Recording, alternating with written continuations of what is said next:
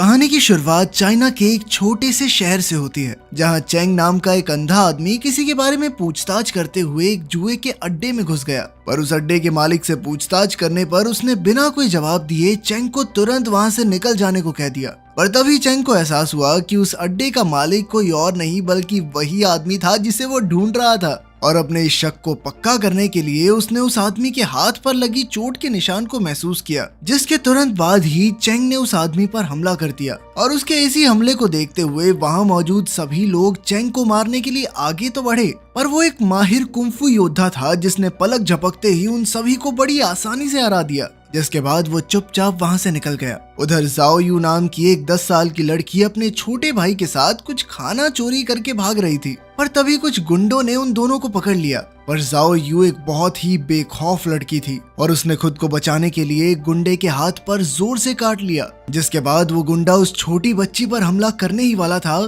तभी चेंग ने अंधा होने के बावजूद भी एकदम सटीक निशाना लगाते हुए उस गुंडे के सर पर एक ईंट फेंक के मारी, जिससे वो गुंडा वहीं लेट गया। चेंग को वहां देखकर सभी गुंडे डर के मारे वहां से भाग गए, जिससे खुश होकर जाओ यू ने चेंग को एक सेब देने की कोशिश की, पर चेंग ने इसके लिए साफ इनकार कर दिया। उसी शाम जब जाओ यू कुछ खाना चोरी करने के लिए घर में घुसी, तो उस घर में मौजूद एक औरत ने उसे देख लिया, जिससे बचने की कोशिश में जाओ यू ने एक लकड़ी की मदद से उस औरत को डराने की कोशिश की। पर असल में वो औरत एक अच्छी इंसान थी, इसीलिए उसने जाओ यू को डांटने की बजाय और खाना दे दिया। पर तभी अचानक कुछ गुंडों ने उस घर पर हमला कर दिया। इन गुंडों के मालिक का नाम था जियो लैंग, जिसने कुछ ही दिन पहले अपनी बीवी का कत्ल किया था, जो कोई और नहीं बल्कि उस औरत की सगी बहन थी। और इसीलिए आज जियो लैंग सभी सबूत मिटाने के लिए उस घर में मौजूद सभी लोगों को जान से मारने वाला था। और थोड़ी ही देर में उसके आदमियों ने एक एक करके घर के सभी सदस्यों को मारना शुरू कर दिया।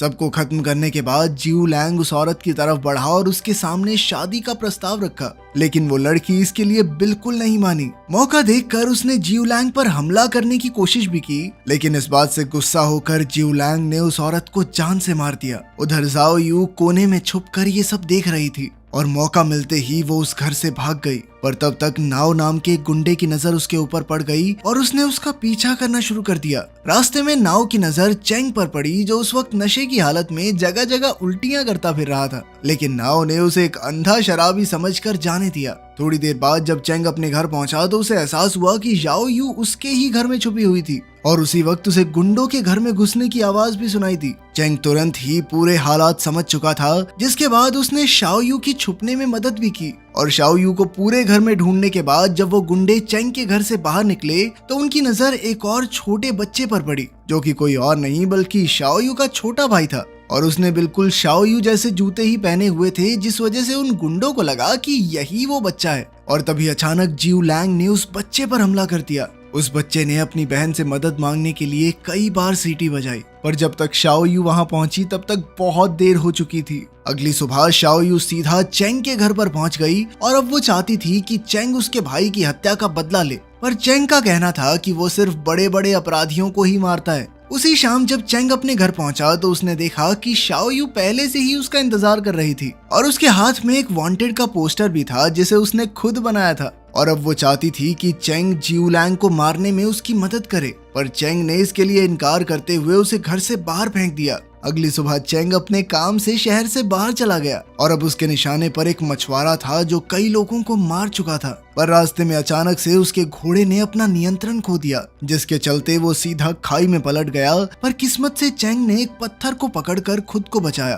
पर तभी उसे एहसास हुआ कि किसी ने उसकी टांग पकड़ी हुई थी और ये कोई और नहीं बल्कि शाओ यू ही थी, जो पूरे रास्ते उसके साथ छुप छुप कर चल रही थी। शाओ यू पर गुस्सा आने के बावजूद भी चेंग ने उसे ऊपर खींच लिया, जिसके बाद वो जानता था कि अब उसे शाओ यू को भी अपने साथ ही ले जाना पड़ेगा। कई दिनों तक लगातार चलने के बाद वो दोनों अपनी मंजिल पर पहुंच ही गए, जिसके बाद वो मेहमान का रूप लेकर उस मछुआरे से मिलने के लिए पहुंचे। वो मछुआरा चेंग की असलियत पहले से ही जानता था, पर फिर भी उसने बिना कुछ बोले चेंग की खातिरदारी करना शुरू कर दिया। पर तभी पास में ही खेल रही शाओयू की नजर पानी में तैर रही एक लाश पर पड़ी, जिसे देखते ही उसने चिल्लाना शुरू कर दिया। उसकी इसी हरकत के बाद चेंग और उस मछुआरे के बीच लड़ाई शुरू हो गई। उस मछुआरे के आदमियों ने भी चेंग पर हमला करने की कोशिश की, पर चेंग उन सभी के लिए अकेला ही काफी था और इधर वो मछुआरा भी बुरी तरह से जख्मी हो चुका था। पर जैसे ही चेंग उसे खत्म करने के लिए आगे बढ़ा तो उसने चेंग को अपना कैप्टन कहकर बुलाया, जिस पर उसने बताया कि वो एक लड़ाई में चेंग की ही टीम में था, पर अपनी पूरी जिंदगी देश के नाम करने के बावजूद भी उसे बदले में कुछ नहीं मिला,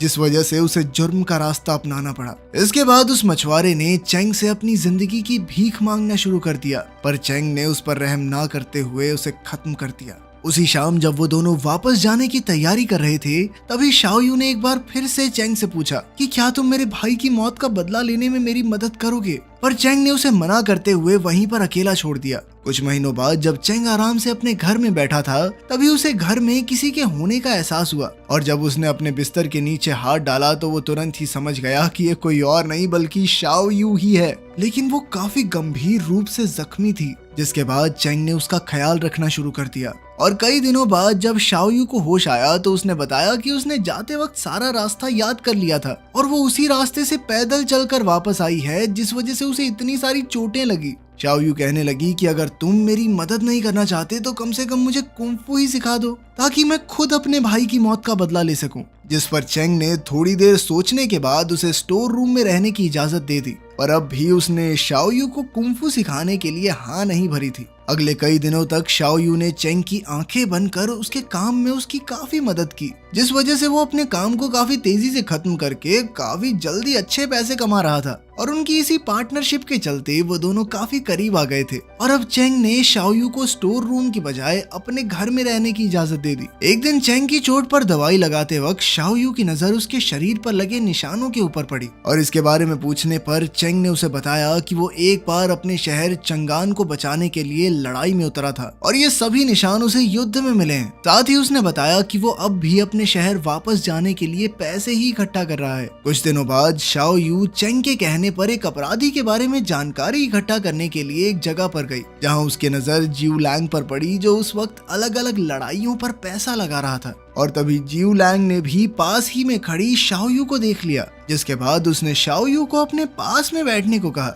उस वक्त शाओयू के दिमाग में सिर्फ अपने भाई की हत्या का वो भयानक दृश्य चल रहा था और वो उसी वक्त अपना बदला पूरा करना चाहती थी, पर इसके साथ ही उसे जिऊ लैंग से डर भी लग रहा था और इसीलिए वो चुपचाप वहां बैठी रही। वापस घर पहुंचने पर चेंग ने उसे बताया कि उसने शाओयू के लिए काफी अमीर परिवार ढूंढ लिया है जो उसे अपने साथ रखने के लिए तैयार था। यहाँ तक कि वो औरत दरवाजे पर शाओयू का इंतजार तक कर रही थी। पर जैसे ही चेंग ने उसे गाड़ी में बैठाया तो शाओयू तुरंत ही ये कहते हुए उतर गई कि उसने अभी अभी अपने भाई के हत्यारे को देखा है और उसकी इस बात में एक अजीब सा दर्द था, जिसे महसूस करते ही चेंग ने शाओयू को कुंफू सिखाने का फैसला किया। और अगली सुबह से ही चेंग ने शाओयू को कुंफू की अलग अलग टेक्निक सिखाना शुरू कर दिया और अपनी मेहनत और लगन से शाओयू बहुत ही जल्द इन चीजों को सीख भी रही थी। इसके बाद एक दिन जब शाओयू घर पर अकेली सो रही थी तो नाओ एक बूढ़े आदमी के साथ उनके घर में घुस आया। असल में नाओ को जिऊ लैंग के वांटेड पोस्टर के बारे में पता चल गया था, जिन्हें शाओयू ने अपने हाथों से कई जगह पर लगाया था और अब नाओ सोच रहा था कि उसने ये सब जरूर चेंग के कहने पर किया होगा। पर शाओयू ने हिम्मत दिखाते हुए नाओ को पीछे धकेल दिया और जैसे ही नाओ उसके ऊपर हमला करने के लिए आगे बढ़ा तभी चेंग भी वहां पर पहुंच गया, जिसके बाद उन दोनों के बीच लड़ाई शुरू हो गई, जिसमें बड़ी ही आसानी से चेंग ने उसे मार गिराया। इसके बाद चेंग उस बूढ़े आदमी को मारने के लिए आगे बढ़ा, पर तभी शाओयू ने ये कहकर उसे रोक दिया कि इसमें इस बूढ़े आदमी की कोई गलती नहीं थी और इसीलिए उसे मारना सही नहीं होगा। पर चेंग का ये मानना था कि अगर उसे अपने भाई का बदला लेना है तो उसे थोड़ा कठोर तो बनना पड़ेगा और उसकी इस बात पर शाओयू ने ये कबूल कर लिया कि अब वो अपने भाई की मौत का बदला नहीं लेना चाहती। और उसकी इस बात को सुनने के बाद चेंग ने उस बूढ़े आदमी की जान बख्श दी। अगले दिन उन दोनों ने उस शहर को छोड़कर चंगान जाकर रहने का फैसला किया। पूरे दिन चलने के बाद उन्होंने रात को एक कैंप लगाकर आराम किया, जहां शाओयू ने अपनी एक आंख चेंग को देने की बात कही ताकि वो भी इस दुनिया को देख सके। चेंग उसकी ये बात सुनकर काफी खुश हुआ, पर उसने ऐसा करने से इनकार कर दिया।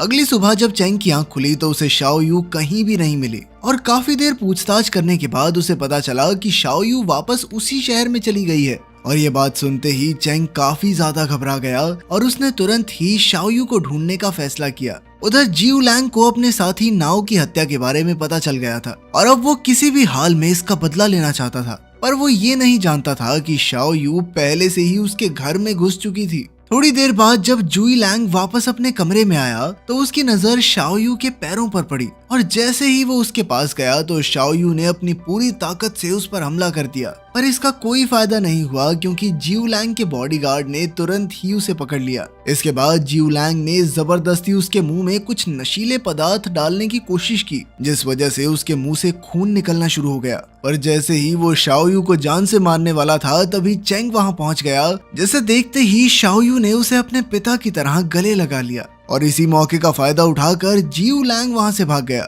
उधर कई सारे गुंडे बाहर चेंग का बेसब्री से इंतजार कर रहे थे और उसके बाहर आते ही सबने उसके ऊपर हमला कर दिया। चेंग अपनी पूरी ताकत से लड़ रहा था पर फिर भी गुंडे बढ़ते ही जा रहे थे और ऐसे माहौल को देखकर शाओयू बेहोश हो गई, जिसके बाद चेंग ने उसे अपनी पीठ पर बांधकर गुंडों का सामना किया। थोड़ी देर बाद चेंग ने सभी गुंडों को हरा तो दिया, पर तब तक वो खुद भी बुरी तरह जख्मी हो गया था और इसके बावजूद भी वो जिऊ लैंग से लड़ने के लिए आगे बढ़ा। जिऊ लैंग खुद भी एक बहुत अच्छा फाइटर था और इसीलिए उसे हराना चेंग के लिए कोई आसान काम नहीं था और अपनी चोटों की वजह से चेंग काफी ज्यादा कमजोर हो चुका था। पर जैसे ही जिऊ लैंग उसे खत्म करने के लिए आगे बढ़ा तो शाओयू ने उसे पैर से पकड़ लिया और इसी मौके का फायदा उठाकर चेंग एक बार फिर से खड़ा हो गया और इस बार अपनी पूरी ताकत का इस्तेमाल करके उसने आखिरकार जिऊ लैंग को मार ही दिया। इधर शाओयू फिर से बेहोश हो गई थी, इसलिए चेंग उसे अपने हाथों में लेकर वहां से बाहर आया, जहां उसने शाओयू को बताया कि आखिरकार उसने शाओयू के भाई का बदला ले ही लिया